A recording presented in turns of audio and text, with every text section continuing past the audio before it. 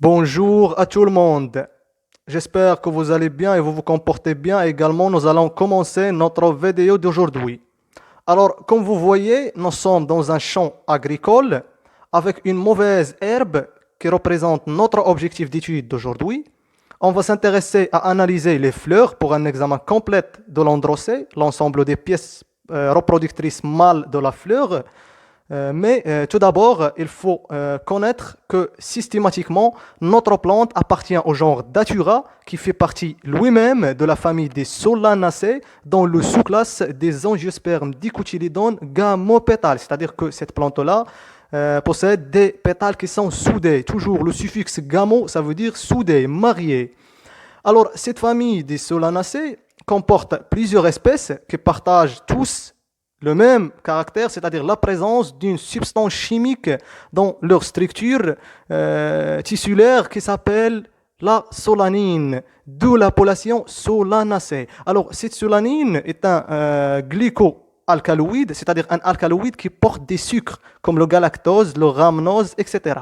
C'est-à-dire que ces plantes-là sont toxiques, mais les degrés, c'est-à-dire les degrés de la toxicité et sa localisation au niveau de l'appareil végétatif qui diffèrent d'une espèce à un autre.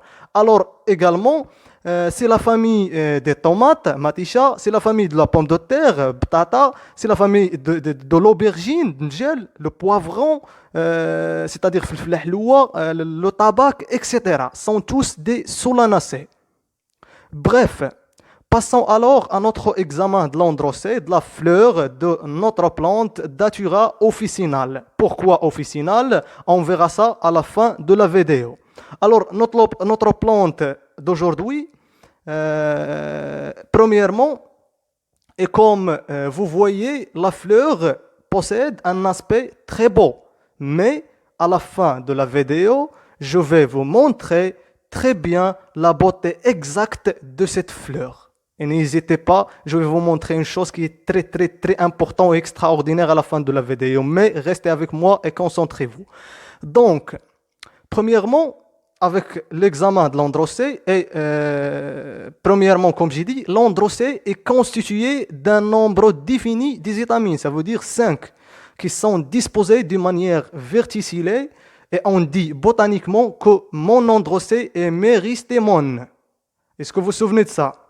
Les gens, c'est-à-dire qui ne comprennent pas ces mots botaniques, il faut voir, c'est-à-dire la vidéo du cours de l'androcée, c'est-à-dire comment on peut examiner l'androcée.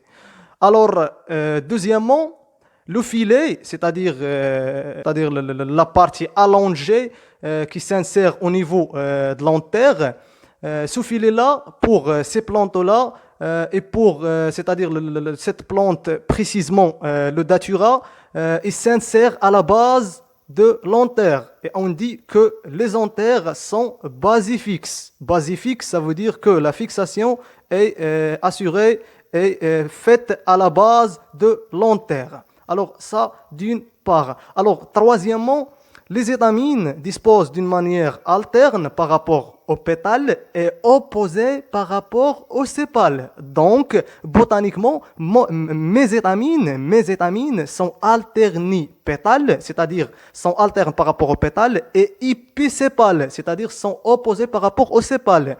Et ici, comme vous voyez, il est écrit que les étamines sont alternipétales.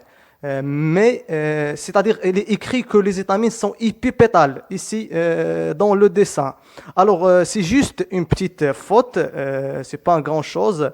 Ce qu'il faut retenir que pour c'est-à-dire cette plante-là, les étamines sont alternées pétales et épicépales.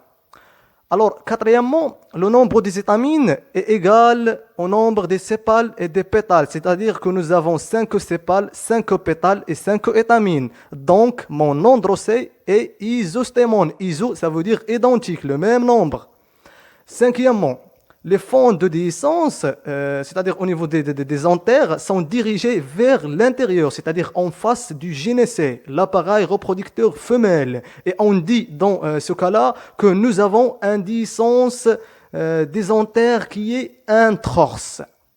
Sixièmement, l'androcée de notre plante, et plus précisément de notre fleur plutôt, est dialystémone. Ça veut dire quoi que cet androcée est dialystémone? Ça veut dire tout simplement que les étamines constitutifs de cet ensemble sont libres entre eux. Alors ça, c'est-à-dire ce qui concerne, c'est-à-dire la liberté et la soudure de ces étamines-là au niveau de cet androcée. Alors, nous avons fini avec l'examen de l'androcée jusqu'à là. Maintenant, avec l'information du jour. Alors, cette plante, c'est-à-dire Datura officinale, possède un autre nom qui est la trompette de la mort. La trompette, c'est-à-dire le bok, al-bok. Comment? C'est-à-dire que les fleurs de ces plantes, de ces plantes-là, de genre Datura, sous forme de trompette, sous forme يعني de bok, le bok, على شكل bok. Mais pourquoi cette trompette, c'est-à-dire de la mort? Pourquoi de la mort, à votre avis? Eh bien, tout simplement parce que les fleurs de cette plante sont très toxiques, qui comportent un alcaloïde parmi autres qui s'appelle l'atropine, qui est très dangereux, très toxique.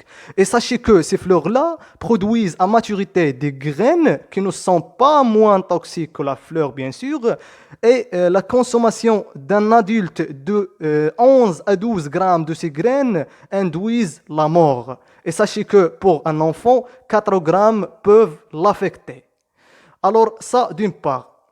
Et voyons même que tous les composants de l'appareil végétatif de cette plante-là sont toxiques, à savoir la racine, la tige et même les feuilles.